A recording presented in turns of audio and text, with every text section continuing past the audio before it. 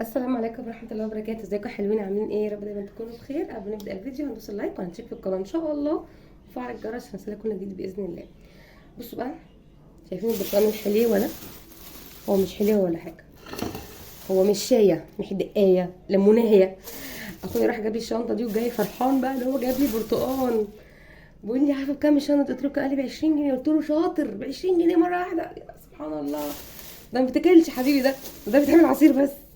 اتصدم يعني، ما كانش يصدق ان ده بتاع العصير. قلت له ده بلدي بتعمل عصير مش بتاكل.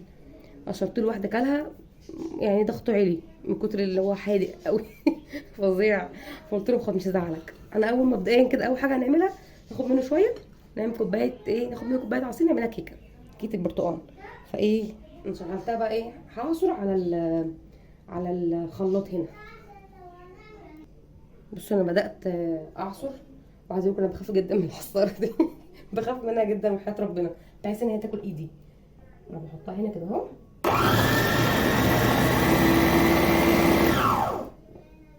والله العظيم بخاف منها قوي، انا عندي عصر على ايدي ولا عصر على دي، بس انا مضطره عشان ايه، انجز.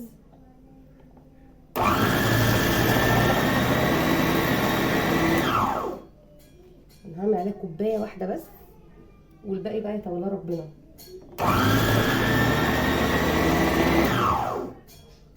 واسوأ حاجه فيه ان هو لازم نفصل ونشغل تاني، يعني في المفروض بقى انت بتدوسي تضغطي عليها بتلف، لكن دي لازم تشغلي.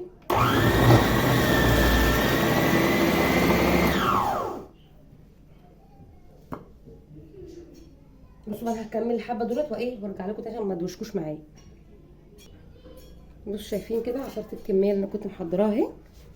مش عارفه كان تقريبا كام واحده كده، 1 2 3 4 5 6 وحدات. عملنا بقى الحبه دول، هفضيهم بقى في كوبايه عشان نشوف هيطلعوا قد ايه. بصوا شايفين كده، انا طلعت الكوبايتين دول عاير فيهم. الكوبايه دي حطيت فيها برتقال، في حبه كمان تقريبا نص كوبايه، انا برضو هحطهم، بس عشان ما عنديش غير في الكوبايات دي هما اتنين بس، اخر اتنين. انا واحده هعاير بيها، ودي برضو هعاير بيها ايه، احط عليها الزيت مكانها الزيت، بس بالتدريج يعني. هحضر بقيه المكونات بتاعتي وارجع لكم تاني.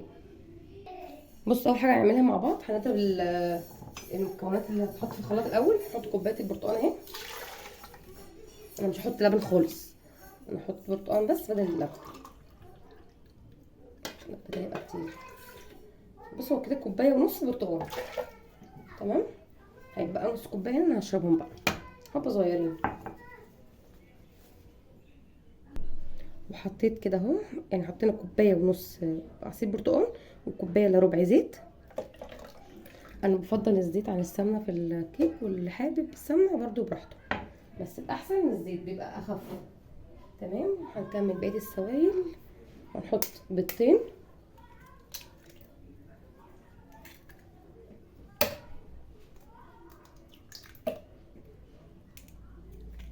اول ما نحط البيض هننزل بيه على طول بكيس الفانيليا بتاعنا. مادام بيض يبقى ننزل بالفانيليا على طول. ادي كيس الفانيليا كله، هو اصلا حبه صغيره قوي. تمام كده ننزل بكوبايه السكر اهي،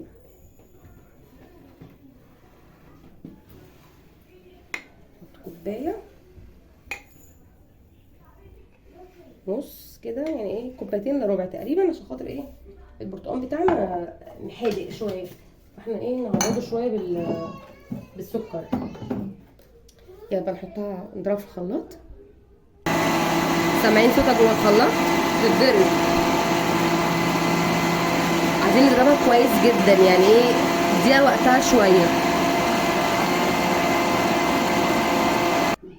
كده. الخليط معانا بقى جاهز خلاص بعد ما ضربناه في الخلاط.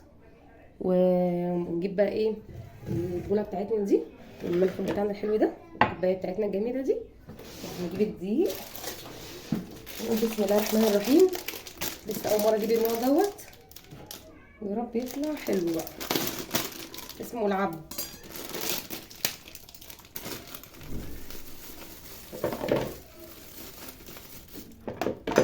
كده هعاير بقى 3 كوبايات من الكوبايه دي.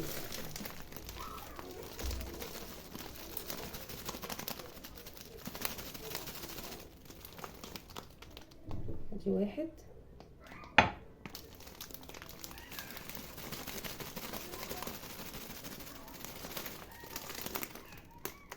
كده اتنين. الكيس زعلان كده ليه؟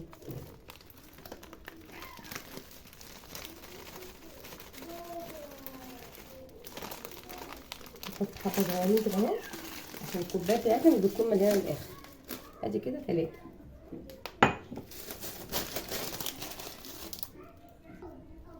خلاص كده حطينا الدقيق، ننزل عليه بقى برضو بالكيس البيكنج باودر دوت. حلو قوي الوضع على فكره. هننخل بقى كله مع بعضه. مهم برضو انك تدخلي البيكنج باودر، نحط ايدينا لتحت عشان خاطر ايه ما يبهدلناش الدنيا، وهو بهدلها برضو.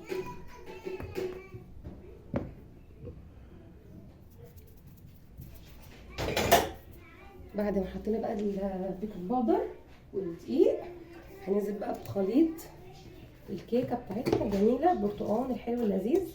بس قبل ما نحط الخليط ده هنعمل ايه؟ شايفين المبشره العقيمه الصغننه دي؟ انا جبت لها برتقانه صغيره برضو على قدها، وهنبدا ان احنا نبشر ايه البرتقانه كده. نحط لها شويه قشر برتقال، مش كتير برضو ومش قوي يعني، ما تحفريش البرتقانه عشان ما تاخديش المراره بتاعتها. انت بس هتاخدي الفيتامين اللي فيها كده ده اهو. شويه قشر بس برتقال كده من الحرف.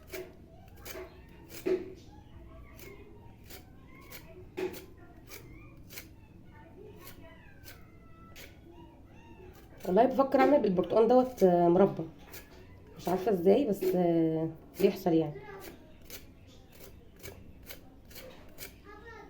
بما اننا عندنا 5 كيلو برتقال نعمل منه اي اختراع يعني مش هيبقى مر ووحش، تعمل منه اي حاجه حلوه.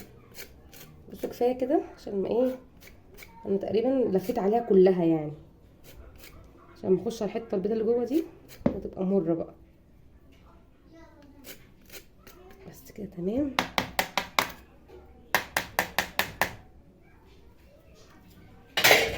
شايفين؟ يلا بقى ننزل بالخليط بتاعنا بسم الله.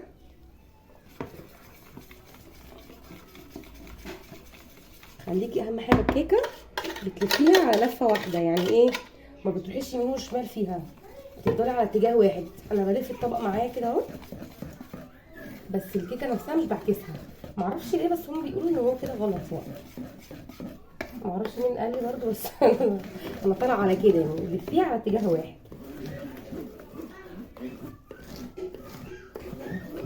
سلام على الريحه يا جدعان، يا سلام على الريحه. بس الفول احنا برضه ما نضربهاش كتير قوي. قوامها تحفه تحفه تحفه، وان شاء الله تبقى خفيفه وهشه زي العسل. ادوقها ادوقها.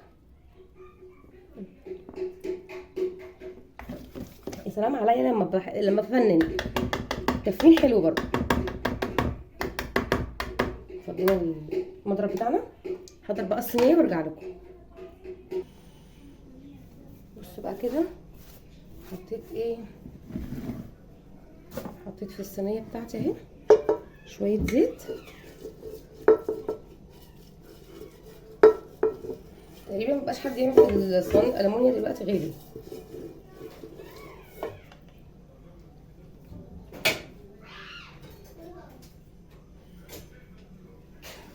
ننزل بقى الخليط بسم الله.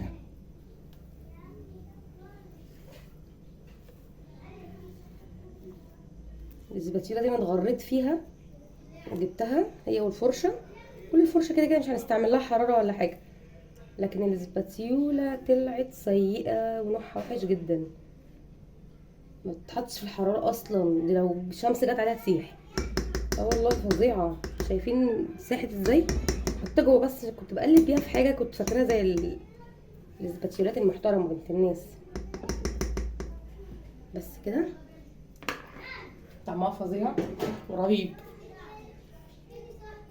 هنعملها بقى خطتين كده اهو، نطلع منها اي ايه فقاعات هوا. تمام. يلا بقى نحضر الفرن بتاعنا ونسخنه على درجه حراره 180 ونتوكل على الله وبسم الله كده اهو. تحطيه على الفرن اوسط، مش فرن اوسط على الرف الاوسط، وتولعي عليها الفرن من تحت، تسخنيه قوي قوي، حطيها وقللي الحراره، يعني لو هتولعيها على 240 وتحطيها بقى في الفرن، توطي عليها تخليها 180 وتسيبيها بقى على الفوق على الشبكه كده في النص، وان شاء الله تستوي تبقى زي الفل. ادي يا جماعه الكيكه بعد ما طلعت واتاكلت، كان نفسي اوريها لكم قبل ما تقطع حتى. الصراحه هي تستاهل التجربه، تحفه، والدقيق طلع تحفتين. بعشق الكيكه لما تبقى قلبها ابيض كده زي ما انتم شايفين اهي. احنا نلعب هنا ليه؟ وانا برضه عشان استعجلت عليها وقطعتها وهي لسه سخنه، فعشان كده ايه شايفين الفتافيت دي، عشان كده هي ايه، شايفين طريقه ازاي جميله قوي جميله. شايفين بقى القلب الابيض ده، ومن تحت مستويه ومحمره، يعني حمارها حلو. وشايفين بقى الجمال، جميله جدا يعني ايه. احنا هندوقها برضو معاكم، بدوقها معاكم تاني بعد ما اكلت نص الصينيه. انا كده كنت كل ده بدوقه، يعني مش هضحك عليكم يعني، بس مش لوحدي، بجد حلوه قوي. جربوها بقى ان شاء الله هتعجبكم. لسه بقى ما دوسناش اللايك، دوسوا اللايك واشتركوا في القناه لسه ما اشتركتوش، وفعلوا الجرس عشان يوصلك كل جديد ان شاء الله. اتفرجوا على القلب كويس، كل ما تتفرجوا على القلب هتقوموا تعملوا كده دلوقتي حالا.